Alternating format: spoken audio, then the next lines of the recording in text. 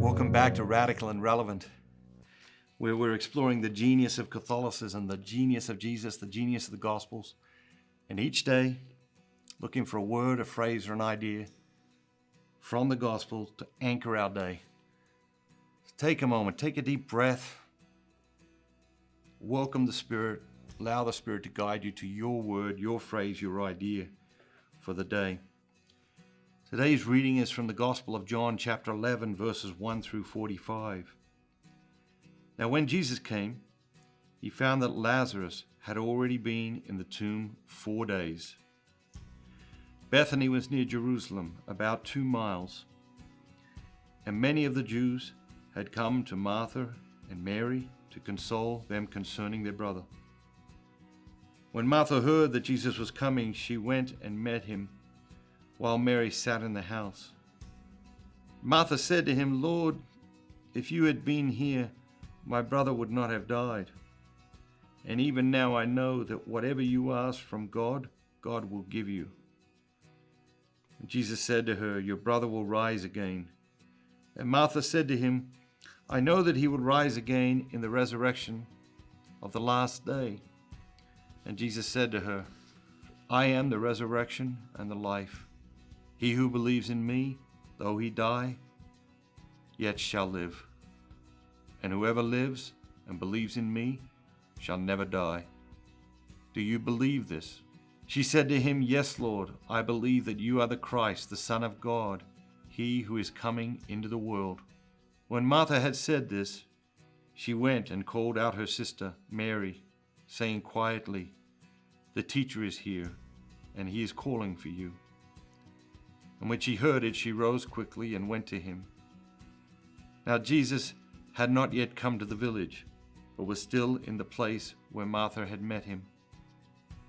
When the Jews who were with her in the house consoling her saw Mary rise quickly and go out, they followed her, supposing that she was going to the tomb to weep there.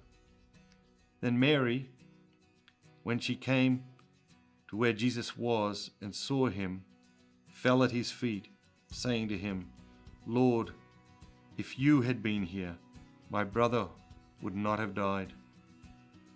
When Jesus saw her weeping, and the Jews who came with her also weeping, he was deeply moved in spirit and troubled, and he said, "Where have you laid him?"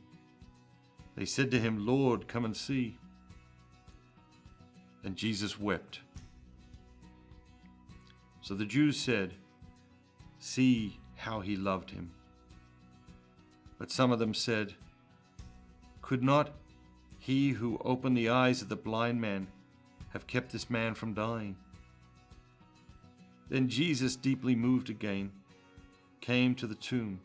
It was a cave, and a stone lay upon it. And Jesus said, "Take away the stone." And Martha, the sister of the dead man, said to him, "Lord, by this time there will be an odor, for he has been dead 4 days." And Jesus said to her, "Did I not tell you that if you would believe, you would see the glory of God?" So they took away the stone, and Jesus lifted up his eyes and said, "Father, I thank you that you have heard me. I know that you hear me always. But I have said this on account of the people standing by, that they may believe that you did send me." When he had said this, he cried out with a loud voice, "Lazarus, come out." The dead man came out, his hands and feet bound with bandages, and his face wrapped with cloth. And Jesus said to them, "Unbind him and let him go." And many of the Jews, therefore, who had come with Mary and had seen what he did, believed in him. It's a long reading today, so many words, so many phrases, so many ideas, but 2 strike me really powerfully today. The first is just that 2 words. One of the shortest sentences in the Bible. It says Jesus wept. He wept. Now, this is his beautiful humanity coming forth. We know that Lazarus and Mary and Martha, they were friends of Jesus. And Jesus is overcome. He wept for his friend. And I think that's powerful.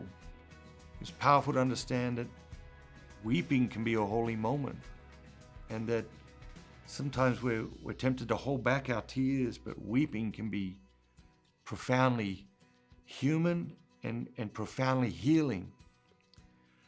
But the other thing that strikes me today is Jesus raises Lazarus from the dead, but he's bringing him back into a world of problems, right? He's bringing him back into a world of chaos and confusion and problems and turmoil and all this sort of stuff.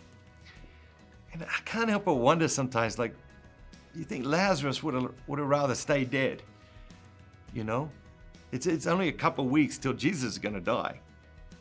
And I sometimes wonder that.